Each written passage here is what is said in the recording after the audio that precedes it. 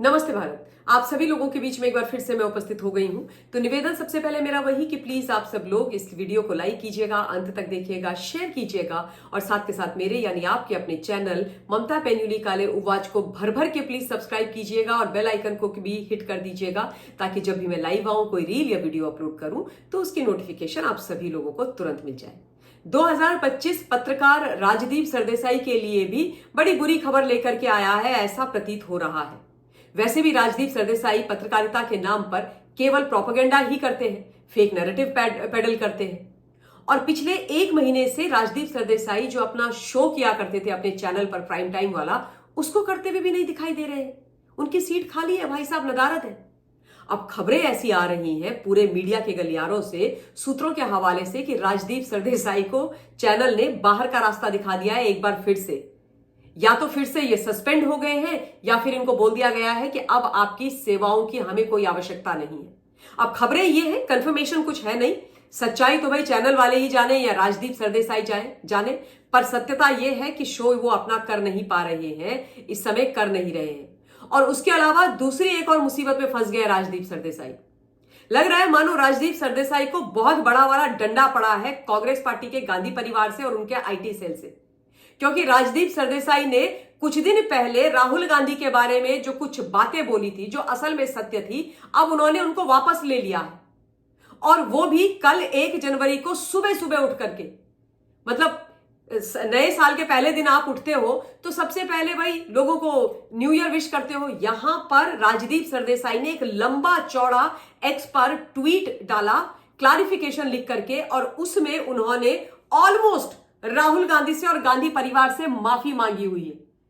मतलब इतनी लंबी चौड़ी ये कहानी जो उन्होंने लिखी है, वो लिखी है जो राहुल गांधी ने ऑर्डिनेंस फाड़ा था ना स्वर्गीय श्री मनमोहन सिंह जी के समय पर 2013 में, उसके बारे में। अब हुआ क्या था कि अभी कुछ दिन पहले मिस्टर राजदीप सरदेसाई लल्लन टॉप करके जो यूट्यूब चैनल है उसका एक कार्यक्रम होता है नेता नगरी, उसमें गए थे और वहां पर उन्होंने मनमोहन सिंह जी के बारे में बात करी थी। और बातों बातों में राजदीप सरदेसाई ने वहां पर मेंशन किया था वो वाला वाकया भी जहां पर ऑर्डिनेंस को यानी अध्यादेश को राहुल गांधी ने एक प्रेस कॉन्फ्रेंस में फाड़ करके ऐसे उड़ा दिया था। तो उन्होंने बोला कि राहुल गांधी ने 2013 में मनमोहन सिंह जी के द्वारा जो नेताओं को कन्विक्ट करने वाला अध्यादेश था उसको फाड़ करके हवा में फेंक दिया था, है ना। अब लेकिन जो उन्होंने बोला उसको वो वापस ले रहे हैं, यानी कि थूक के चाटने वाली कहावत को चरितार्थ भाई साहब कर रहे हैं। लिखते हैं भाई साहब, clarification, reference to my comments on the recent Neta Nagri show on the Lallantop paying tribute to doctor Manmohan Singh, where I refer to Rahul Gandhi's tearing up UPA 2 government ordinance on convicted legislators at a press meeting on 2013. Rahul Gandhi called the UPA government ordinance whatever। उसके बाद वो कहते हैं कि भाई जो राहुल गांधी ने फाड़ा था और जो मीडिया के अंदर वो वीडियो चल रहा था, वो असल में ऑर्डिनेंस फाड़ने वाला प्रेस कॉन्फ्रेंस का वीडियो नहीं है, वो तो 2013 का वीडियो ही नहीं है। वो वीडियो जिसमें राहुल गांधी आपको, मुझको, पूरे देश को वो अध्यादेश मनमोहन सिंह जी और उनकी सरकार के द्वारा, कैबिनेट के द्वारा पारित को फाड़ करके हवा में फेंकते हुए दिखाई दे रहे हैं, वो भाई साहब कहते हैं कि 2012 का वीडियो है। कोई एक रैली थी, कोई पब्लिक रैली थी, उसका वीडियो है। और उसको इस तरीके से झूठ बोल करके वायरल कर दिया गया था कि राहुल गांधी ने ऑर्डिनेंस फाड़ा था। गजब व्यक्ति है भाई, पहले कुछ बोलते हैं, उसके बाद सुबह सुबह 1 जनवरी को 5 बजे उठ के ऐसा लंबा चौड़ा क्लैरिफिकेशन देते हैं। मुझे कहानी समझ में नहीं आई, आखिर किसने इतना बड़ा डंडा मार दिया राजदीप सरदेसाई को? क्या चल रहा है राजदीप सरदेसाई के जीवन में? अब तो इनकी जो धर्म की पत्नी है वो राज्यसभा की माननीय सांसद है, ममता बनर्जी यानी टीएमसी के खेमे से। राजदीप सरदेसाई माननीय सांसद के पति हैं, तो भाई इनको इतना प्रेशराइज किया जा रहा है, और वो भी उन लोगों के द्वारा जिनकी इन्होंने हमेशा चरण वंदना की है, जिनके असल में गोद में बैठ करके इन्होंने गोदी पत्रकारिता करी है। पूछा करते थे मैडम सोनिया गांधी से, मैडम आप पास्ता कैसे बनाती हैं, इंदिरा जी को आपका बनाया हुआ क्या खाना पसंद है, आदि आदि आदि। ऐसी पत्रकारिता जिन्होंने लगातार गांधी परिवार के लिए की है, आज मतलब क्या हो गया कि एक सच बोला और उसके विद इन नो टाइम इनको वो सच वापस लेना पड़ा। अब देखिए, इसमें 2-3 महत्वपूर्ण चीजें मैं आपको बता देती हूं जो समझने की बहुत आवश्यकता है।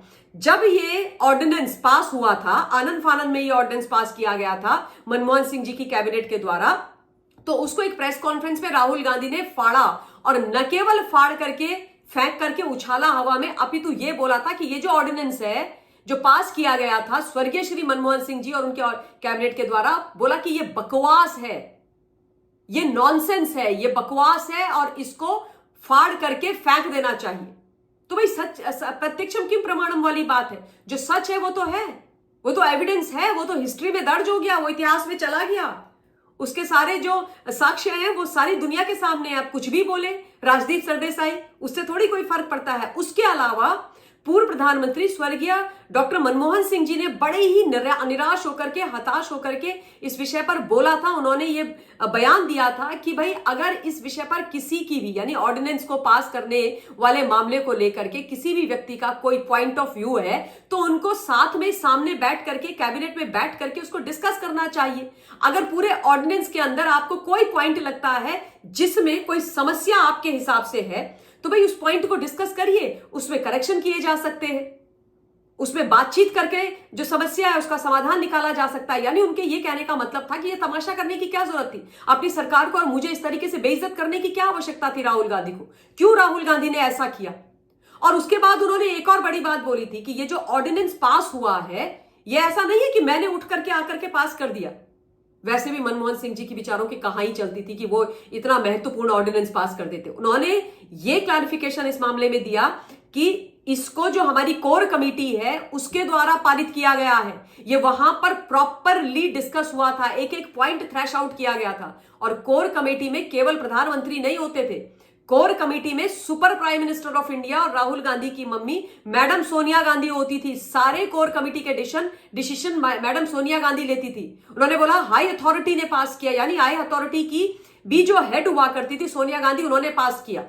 तो उन्होंने साफ कर दिया कि भाई तुमने मेरी क्या बेइज्जती करी, अपनी माता जी की बेइज्जती करी, पर चूंकि मैं एक संवैधानिक पद पर हूं, चेयर पर बैठा हूं, तो इस प्रकार से आपको नहीं करना चाहिए था। दिस इज व्हाट ही मेंट। जो कुछ भी उस समय मनमोहन सिंह जी ने बोला था, जो कुछ भी चीजें उन्होंने बोली थी। अच्छा, इसको प्रॉपरली जो तैयार भी किया था अध्यादेश को, वो कपिल सिब्बल महोदय जी ने और पी चिदम्बरम जी ने किया था। उन लोगों के द्वारा यह तैयार किया गया था। उन्होंने इसको प्रॉपरली लिखा था, एक एक चीज, एक एक पॉइंट।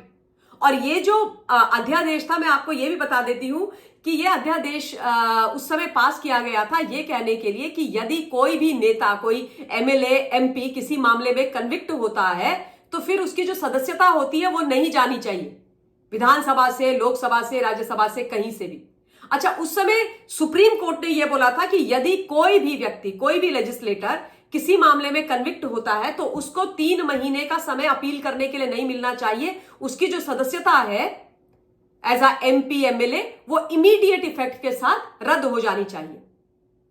और सुप्रीम कोर्ट के खिलाफ जाकर के फटाफट 4-5 महीने के अंदर ही ये कांग्रेस ने इस अध्यादेश को लाया और उसको पारित करा दिया था। हालांकि राहुल गांधी के इस तमाशे के बाद अध्यादेश वापस लिया गया था। और जब राहुल गांधी की पिछली बार एक क्रिमिनल मानहानि के केस में उनको 2 साल की सजा हुई थी जेल की, और उनकी एमपी की जो मेंबरशिप थी वो कैंसिल हुई थी, तब लोग यही कह रहे थे कि अगर अध्यादेश हवा में नहीं उड़ाते तो आज राहुल गांधी, यानी पहले उस समय, बच जाते, है ना। तो ये जो कहानी है ये बड़ी अजीबोगरीब है। इससे 2 चीजें पता चलती है। एक, कि कैसे राहुल गांधी इतने दंभी थे, अहंकारी थे, किसी को, प्रधानमंत्री आदि को वो कुछ समझते नहीं थे। और दूसरा, कि राजदीप सरदेसाई के ऊपर कांग्रेस का आज भी कितना प्रेशर है, कितना डरते हैं राजदीप सरदेसाई कांग्रेस से। और जो व्यक्ति इतना डरता हो वो आप सोचिए कभी भी निष्पक्ष पत्रकारिता कर सकता है, देश के पक्ष में, सत्य के पक्ष में पत्रकारिता कर सकता है? ये आप खुद सोचिए, खुद तय कीजिए। तो ये एक बड़ी महत्वपूर्ण डेवलपमेंट थी जो मुझे आप लोगों के बीच में रखनी थी। तो आप लोग अपना पॉइंट ऑफ व्यू जरूर भेजिएगा। मैं इस वीडियो के लिए अपनी वाणी को विराम दे रही हूं। बहुत बहुत धन्यवाद। जय हिंद।